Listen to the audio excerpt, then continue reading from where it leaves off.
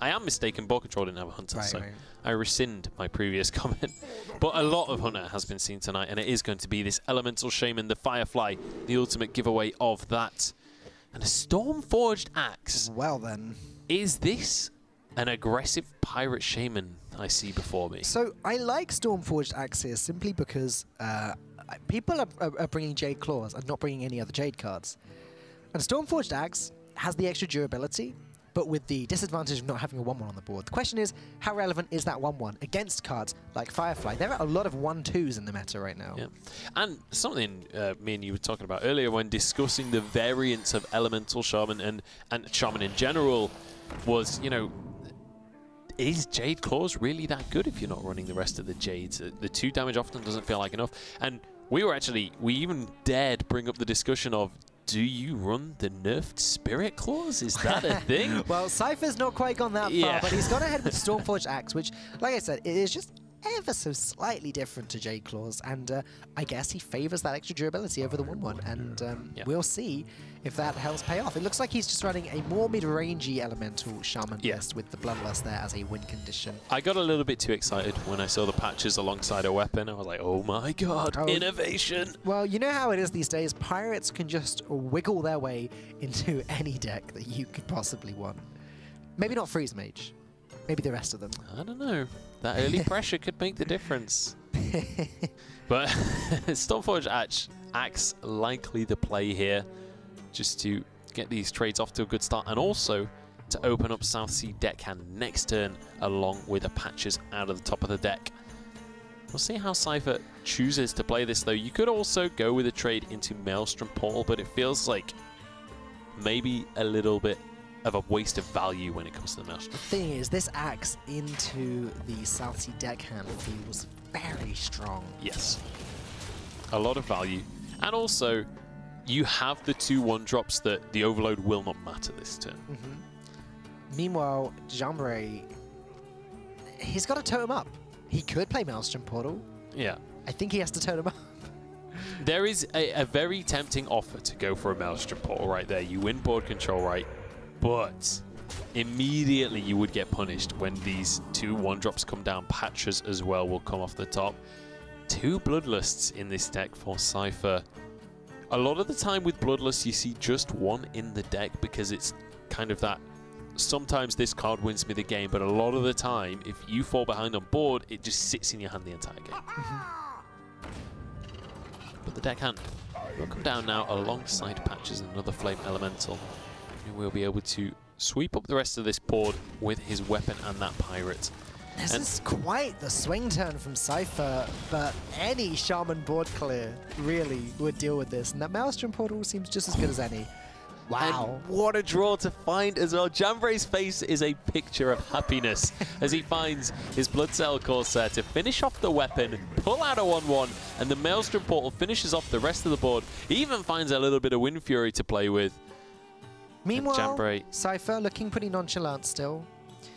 yeah, I mean, not even blinking. Honestly, I'm impressed with how still Cipher's been able to stay in this I'm sorry, game. I had to make that joke at some point. you can't cast one of these games and not me.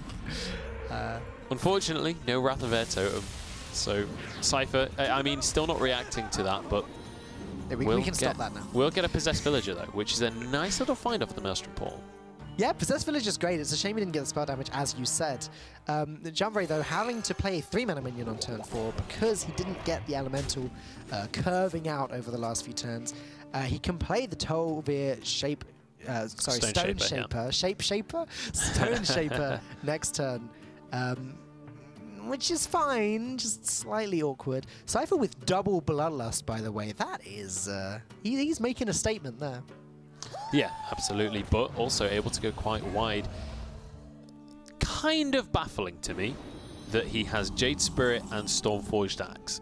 This says to me that he might actually also have Jade Claws in this deck, in which case he's just very afraid of how many early aggression decks there are in the meta right now. You've got the Druid, you've got Pirate Warrior, you've got 1,000 other very aggressive early game decks. It does seem like it would just be strictly wrong to run Stormforged Axe and no Jade Claws in a deck where you're also running Jade Lightning. So yeah, he must run both Jade Claws as well. This is a very heavy Jade package deck here, with Jade Spirit, a card that really isn't seen that much at the moment either. Yeah, and I mean, to be honest, at this point, I want to say this is potentially just not an Elemental Shaman, instead a Jade Shaman, and the Firefly is just a great card early on, just great for fighting for early board pressure. You know what? You could be absolutely right there. Especially with the Stormforged Axe, right? If you're willing to run a Stormforged Axe, you're that desperate to fight for early board control, Fire Elemental definitely seems like a card you would run. Yeah, it looked at the beginning that Cipher's deck was very, very aggressive because the South Sea deckhand, because the wide board he had. But looking at it more carefully now with Jade Lightning, with double Jade Spirit, this is a deck that's actually fighting for the late game, and it's going to do a very good job at fighting for the late game. If he doesn't just win with Bloodlust first. Yeah, I was going to say, we've got double Bloodlust right here and a very wide board. Cipher, obviously, while there is a taunt to deal with right now, could look at a 2-turn lethal if the taunt wasn't a factor right now. Calamos, though, is going to be nice. It does mean that you can't really play this Flame Elemental on curve like you would like to, because you need to activate Calamos the turn after. Yep, that's absolutely right. So next turn the Fire Elemental is going to come down, which is fine, by the way. Like, Fire Elemental is a very strong card. You probably don't mind playing that on turn 7. You have complete control of the board, and Cipher, he does pick up his second Jade Lightning, which is okay, but he's not really able to develop that much. What a great roll from his hero power, though. That Jade Lightning now going to tear through the Tolvir Shapeshifter. That's wrong again. Stone Shaper. What is wrong with me with the name of that card? I don't know. New expansion, man. Just blame it on that. But Shape Show Stone Shapeshifter. 33% chance, though, to find that Wrath of Air. Rolls those dice and will find his answer. Fire Elemental, though, the perfect answer for any kind of board presence that Cipher has. Just those totems remaining now.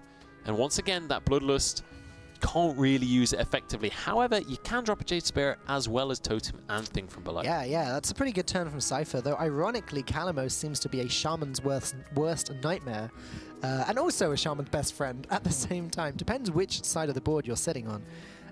It's not going to deal with the Jade Golem or the Thing from Below, though, so it's only going to tear through the totems. Maybe that's not so bad for Cipher. Yeah, you'd also get rid of the Jade Spirit, but with a 4/4 and a 5/5 will still remain on the board. It is your entire turn. You are going to end up losing the Fire Elemental to those as well. I'm not 100% sure if it's the best play. I think you maybe have to go for it anyway. I don't think Jambre has any choice. What you could do is trade in with your 8/5 and then fill the board with elementals. Yep, that's worth considering. Problem with that is that the Jade Spirit and the Jade Golem both trade in, both get healed back up again. It's kind of awkward. Yeah. Jambre going to do something different entirely. Looks like he's going to drop the Hot Springs Guardian and either Thanos or drop a Totem. Depends how desperate he is for card draw here. I like this. It's kind of trying to force a better Calamos next turn.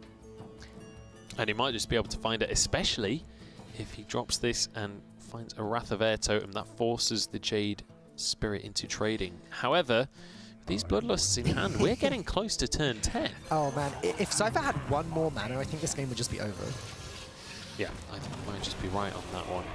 The Taunt will be a little bit of a pain to deal with, but the Hex could potentially be a big deal. I think Cipher just has to Bloodlust here. I think he just Bloodlusts and makes the best trades he can.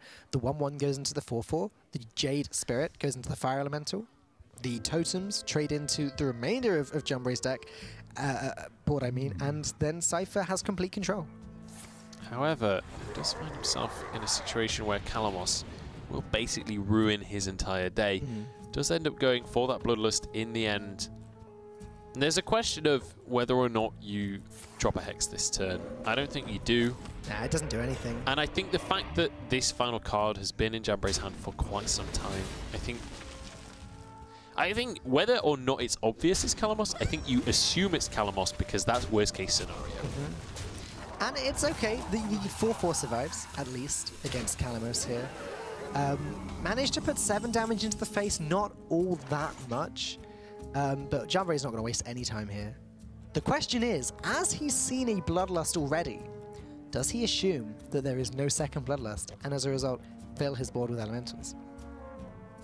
It's certainly It's a definitely an option. Right? We know that there's another Maelstrom portal in this deck for Cipher. I wouldn't be surprised to see Lightning Storms in here as well. And as we said before, potentially a Calamos in here, since we saw those Fireflies. It is a possibility. I don't know whether you really run it when there's not that much. Ooh, wow. Jambre is being really greedy with this Calamos. Yeah, he wants the best possible bargain he can find right now. There will only be 3 minions on the board. 4! That's still not lethal. It's only 19 damage. 16. The face can't attack as well. I can't count. No, I can't count. No, it is 16. It is 16, you're right. It is 16. We got there. Caster should not do maths. Confirmed. Oh dear. Between us, we've been pretty terrible at maths so far on this stream. Now, Hex, is this a situation where you decide to use it on the Fire Elemental? Once again, that singular card has stayed in the hand of Jambre for quite some time. But the difference between hexing a 6/5 and hexing a 7/7 post its effect, is that going to be a big deal? He's doing it. He's made the trade. There goes the Hex. I think the logic is like, if that's not Calamos, at least I have a huge board next turn to Bloodlust. So we'll commit everything at this stage. So it's the, okay, I'm not playing to beat that one card, I'm playing to beat everything else. Unfortunately, Cipher's play does not beat the one card that Jambre does happen to have, and there goes his board. And we said Jambre was being a little bit greedy with that Calamos, but realistically, while there was a lot of minions on board, there actually wasn't that much pressure coming out from them because they were all 0-2 totems. The Argent Squire simply not enough this late in the game. Wrath of Air Totem not going to do anything. Jambre timed it very, very well, actually. Waited for Cipher to overextend, as I guess Jambre assumed he would eventually. And now, Jambre has complete control. Argent Squire, really not what Cipher was looking for there. Cipher wants to pick up a card like Aya to get some big Jades onto the board. And honestly, if you're running cards like, if you're running 2 Bloodlusts, if you're running Argent Squire, I doubt you run that many more Jade cards. Like, I wouldn't expect to see Jade Chieftains, for example. No, absolutely not. This might just be the end of the first game. Obviously, we're still a few turns to go. I don't want to call it before it happens. However, this Bloodlust in the hand, not going to be able to do anything in this game. Maelstrom Portal doesn't feel like it's enough. No Wrath of Air Totem either. We'll have to just drop that and pray for a Stone Tusk Boar. That's kind of okay. It's almost like you got a Wrath of Air Totem from the yeah.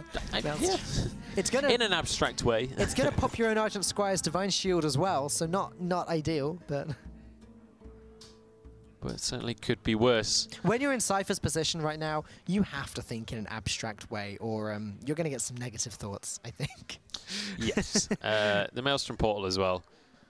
It's going to be sad times for this little Firefly on the side of Jambre, who will drop, and also a 2-1. Unfortunately, not finding a 1-2 there. But it does mean that board control is well and truly in the hands of Jambre as he fills his side up with those totems. And I think it's relatively safe to assume that Jambre is also going to be running a Bloodlust somewhere in this deck. Or whether or not it's a guarantee. Some do, some don't. I wouldn't want to guarantee it, no, but it's quite likely. So yeah, there you go, confirmed. Cipher does run Jade Claws as well as Stormforged Axe. I assume he runs 2 copies of Jade Claws. We may well see in the next couple of games, as I expect that any moment now we see Cipher drop the concede, well, immediately after we see what he draws here. Elemental Destruction, are you ready for the comeback?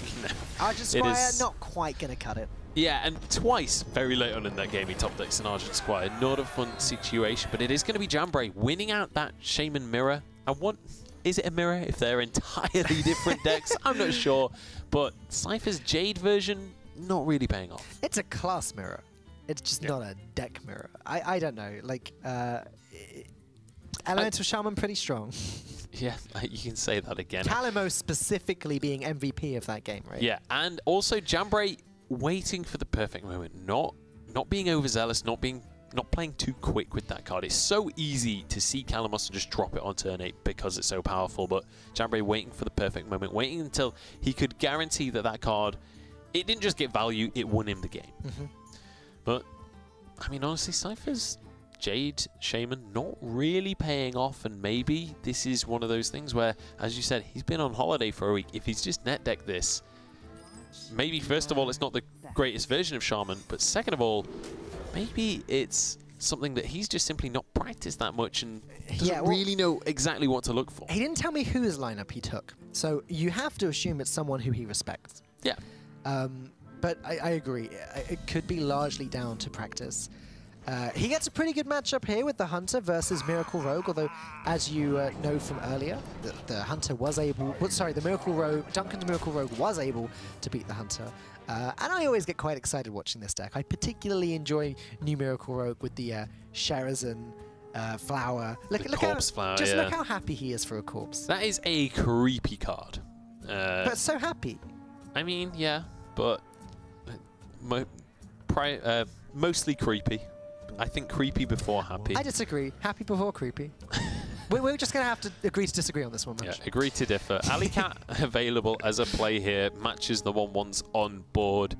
Doesn't feel that great to drop Kindly Grandmother or Fiery Bat here, just because... Oh, there's Sherazin as well. The Corpse Flower himself. Such a fantastic card. Shows off a brand new mechanic, Go Dormant. When it dies, it turns into a seed that it's not even possible to interact with. You can't remove the Sherazin seed. But once you play 4 more cards, it jumps back to life. Very nice card. I don't know if I like coining out the Fiery Bat there, just because these 1/1s trade so well into it. You trade away one of the 1/1s and then you get basically a free value trade, because that 1 damage is going to go to face. I think maybe just hold on to the coin there and hope that he trades both 1/1s into your Alley Cat. So he's done it because he still curves fine into the Kindly Grandmother. I guess if something did live, then Crackling Razormaw could have gone off, but one way or another, this Crackling Razormaw is very likely to go off this turn. Jambre could decide to punch the Kindly Grandmother and then backstab it. Either way, getting Sherazin onto the board very early is huge for the Rogue, because it's a resource that just goes on and on and on the entire game. I think in this scenario, he is going to go for the backstab here. I would have liked to see him hold on to the backstab just because it's a free card and you have Sherazin in play.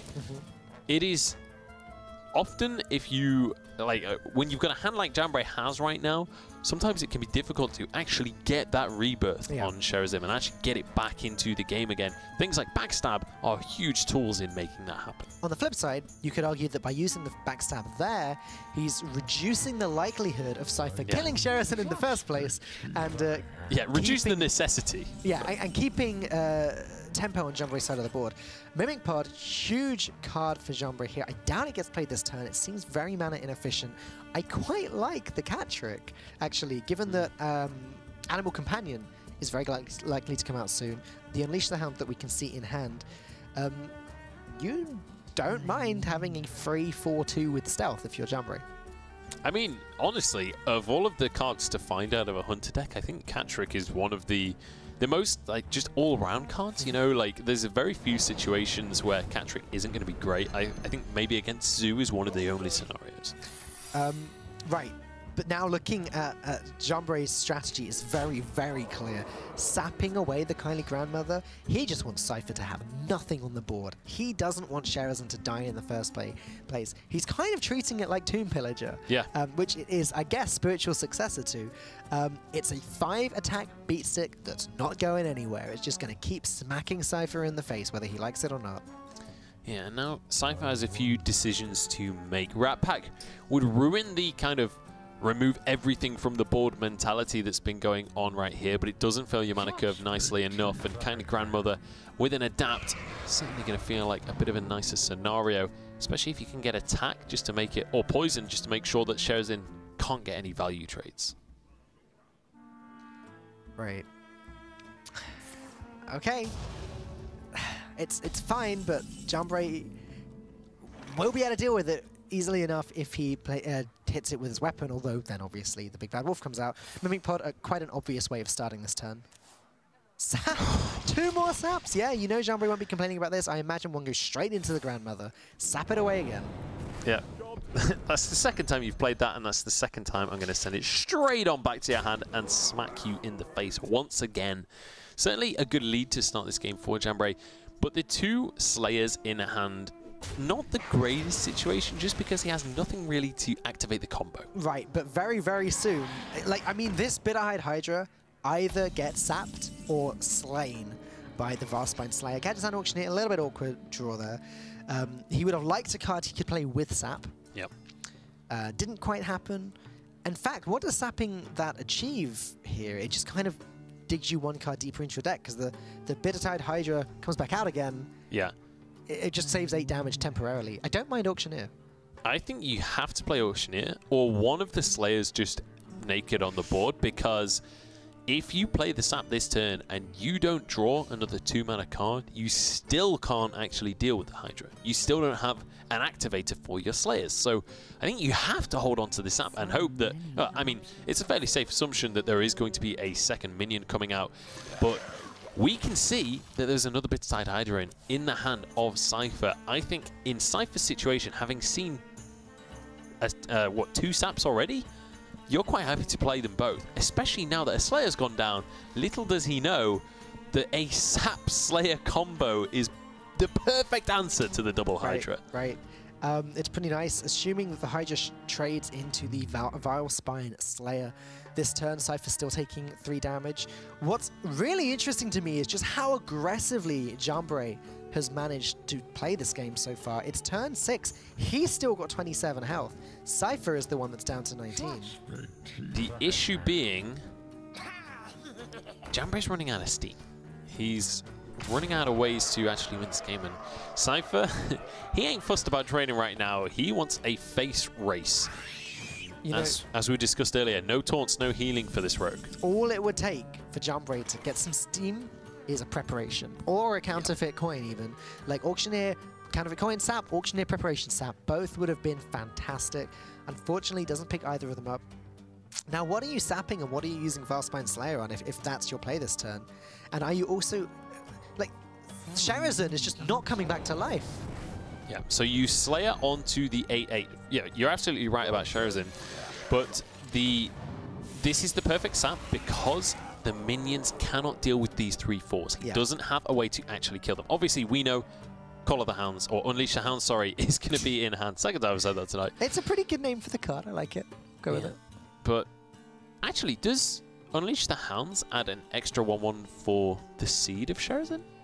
No, I don't believe it does. Although the Sherazin mechanics, I'm not 100% actually, technically it's a permanent, not a minion, right? So the text on the card says minions, so I'll assume not until I'm proven otherwise. Like, it does some weird things, like it blocks Defender of Argus, for example, yet Ragnaros can't hit it. So it does some pretty weird things.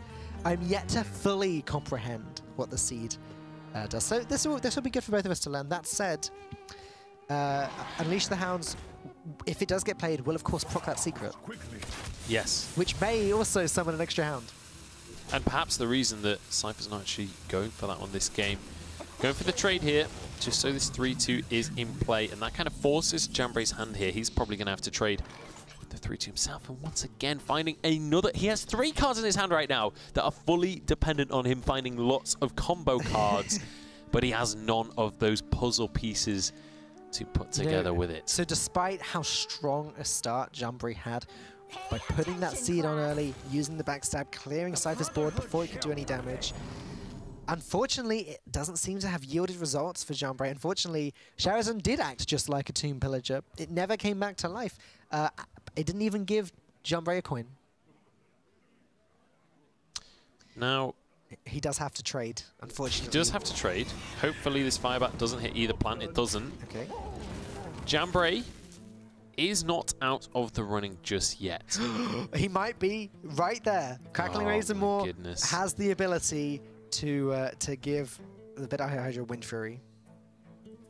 That would be absolutely huge. This is one Call of the lethal Hounds here, as right? well.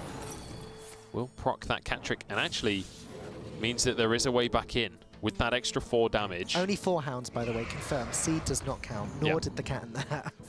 There you go, that's lethal. Volcanic Might is going to be enough in the end with the Hunter Hero Power just to finish things off. That steady shot, evening up this series to 1 apiece as the Face Hunter will take on this Miracle Rogue. And you got to feel a little bit sorry for Jambre in that one. It's sad. It didn't even turn out to be a close game in the end. Like, it really looked like he had the early game advantage. But when a Rogue, as you put it, ran out of steam, gets all the pieces that you need the cheap spells for, but doesn't get any of the cheap spells, it just all falls apart. Yeah, it certainly did. And, like, I mean, that deck specifically relies so much on the Razor Petals. Like, there are so many cards that give you those Razor Petals. It's a 1-mana card that deals 1 damage, and it acts as that kind of combo activator. It brings Sherazin back to life, and so many other things that it achieves in this specific deck. He didn't find a single one all game, so really unfortunate scenario for Jambre, but very good play from Cipher. And importantly, I think the turn that really shows that Cipher knew how to play against the deck he was against was when he said, okay, I'm just going to race you. I have a Bittertide Hydra. I don't need to trade. I'm just going to finish you off before you can actually find the cards that you clearly need. It's funny because it kind of harkens back to, again, way back when, Bittertide Hydra's prequel, or the card that came before it was the Fel Reaver. Rather than dealing 3 damage to your own face, you mill 3 cards. And Bittertide Hydra is just so much better because, unlike the Fel Reaver, it can just stay on the board with no punish for you, just the potential losing a little bit of health each time. You don't lose your whole deck in the process. So, Bittertide Hydra, as you've been saying to me all day, really strong card. Yep, absolutely. And as is customary with Token Druid, you automatically start with either Living Mana or Bittertide Hydra in your hand. There is no other way about it. Well, you'd much prefer here that it was Bittertide Hydra, because unfortunately, if you coin Innovate out Living Mana on turn 2, you only get 2 mana crystals on the board. People weren't, before we knew about that mechanic, people were thinking, what, that's crazy. If you coin Innovated out on turn 5, you get 5 mana crystals, they die, you ramp up. No, doesn't work like that. That would be stupidly broken. This is actually, despite the clunky hand, looking phenomenal for Jambre. With that Corsair pulling patches out of the deck, suddenly you've gone from, I mean, he didn't even have the Argent Squire in his opening hand. He found both the Pirate and the Squire off the top of his deck, and it's turned into a phenomenal turn 2. Yeah, I mean, and with the threat of Savage Roar coming down soon as well, I assume Cipher goes ahead and drops Stormforged Axe here. Yep. Gets rid of one of the minions, probably patches. Proving the value of this Stormforged Axe at least, but again, doesn't really curve that well with the rest of his hand. The question you have to ask here is, would Jade Claws have been better? Right here, yes it would, because I mean, he have a 2/2 on the board. He already played Jade Claws. But like, yeah, he already played one. He probably has another one in his deck. Defender of Argus is insane here, buffing up both minions to 3/3s with Taunt. Stormforged Axe isn't going to do anything to them. And Cipher only has 3 mana, so he can't play Jade Lightning. I mean, the benefit of starting your game with both Savage Roar and Jade and Living Mana in your hand is that you're probably going to find useful cards for the rest of the game, because there ain't that many high mana cost cards in the deck. Right. Maelstrom Portal, find patches the Pirate. Not the most useful one. It's always entertaining, right, when that happens. You're right, it doesn't even, not even going to attack this turn, it's just a 1/1. So 5, 6, 7 damage on board with 8 coming out from Savage Roar. That's lethal. Yeah. Jambre's just won the game with Innovate in hand as well as Savage Roar. Is that right? Yeah. 7 it's either lethal or it's 1 off. He has 8 from the Savage Roar with 3 minions and 2 on face. And I was trying to work out if he needed to hero power as well. He obviously doesn't have the mana for that, but nope, you're absolutely right. It's just lethal.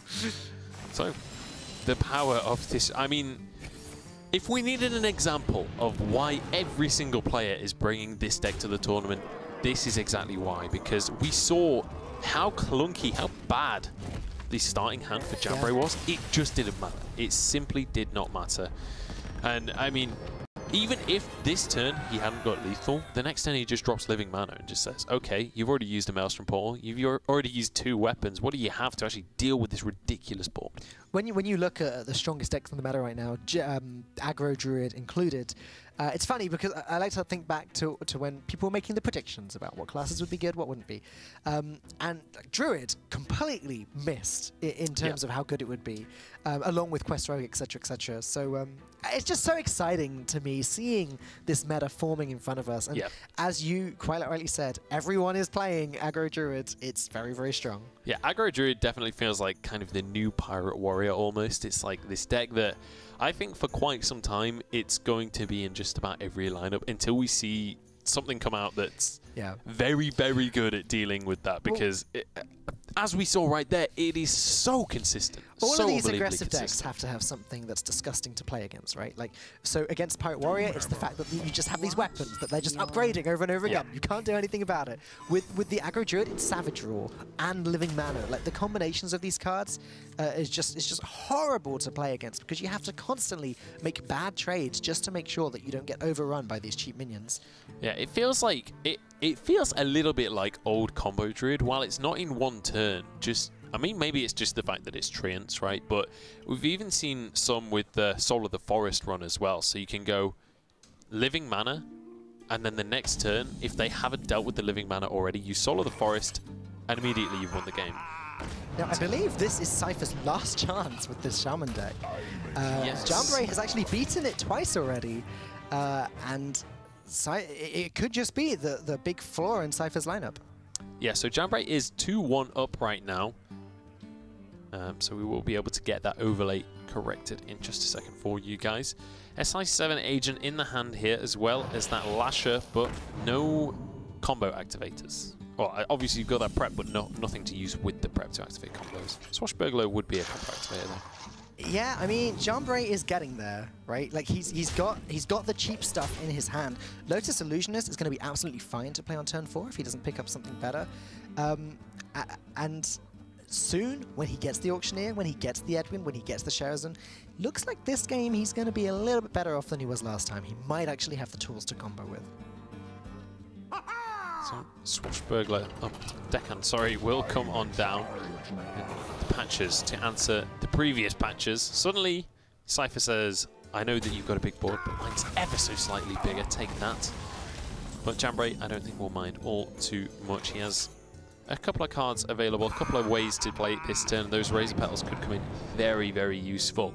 But he does have to be careful using those Razor Petals. You do not want to burn them and not actually be able to use them for their intended purpose. Now, Hallucination is a card like the Razor Petal, which obviously can be used very cheaply with all the combo pieces, but I don't think we've talked about it yet tonight.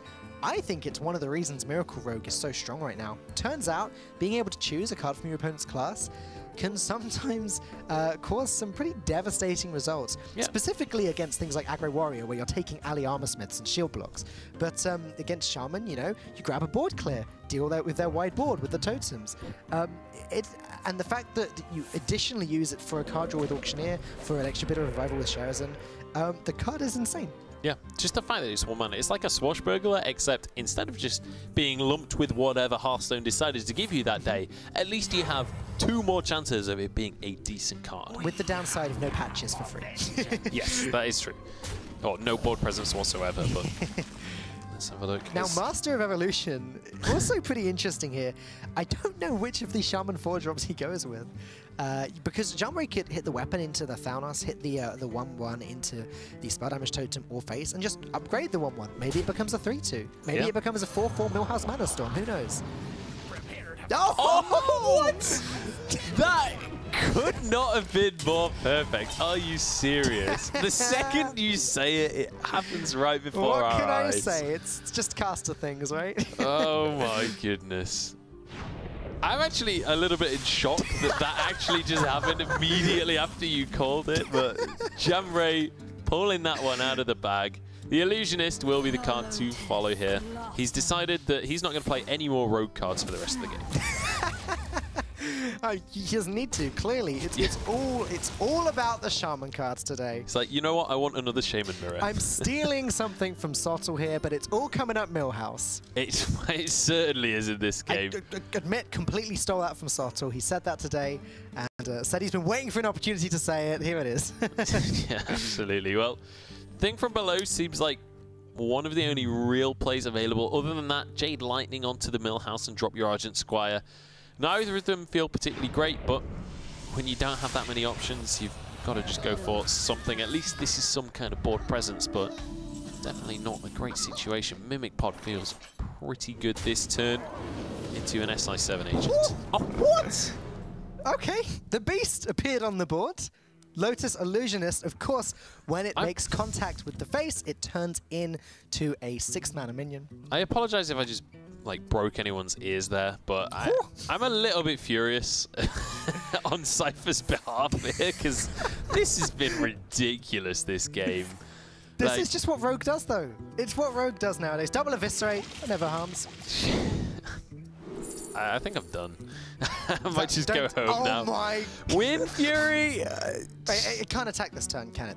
No, it can't. No, it can't attack this turn, but also without just Bloodlusting, there's no real way for Cipher to deal with this. We could be looking at next turn lethal with Wind Fury into 2 Eviscerates. Like,